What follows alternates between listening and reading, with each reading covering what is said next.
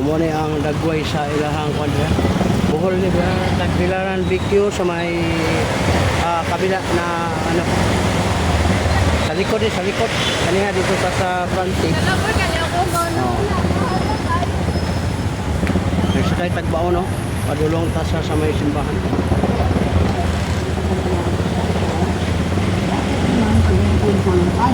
At i-charge mo siya doon.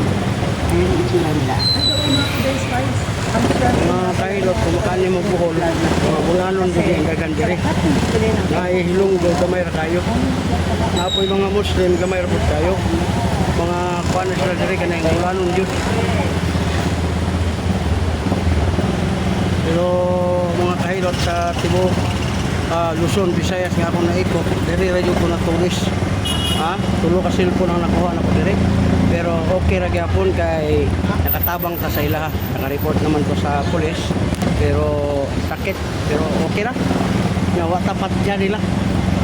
Grabe ning magsalig kasi sa kalugar dito sa gitawag ko Gold Tropics ba. Nag-vlog ko, pagawas na ko dito sa may dapit sa Kaingit. Wala tayong mahimo mga kahilot kay ganun talaga ang tao. Paswerte-swerte, pero swerte kay ko kauman ko patya.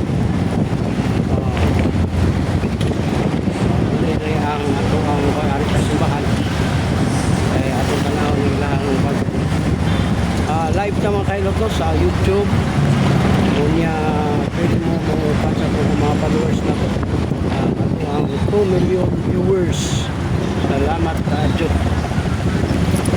ay pinipiliti na ba ari kaya pa ano yan andra po nila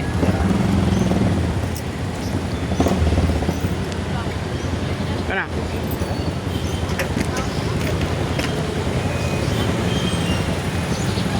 muna ni siya ang lugar likod ni simbahan karas babaw nya daat dire.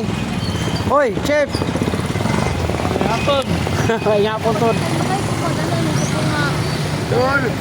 oh wala kontra guide no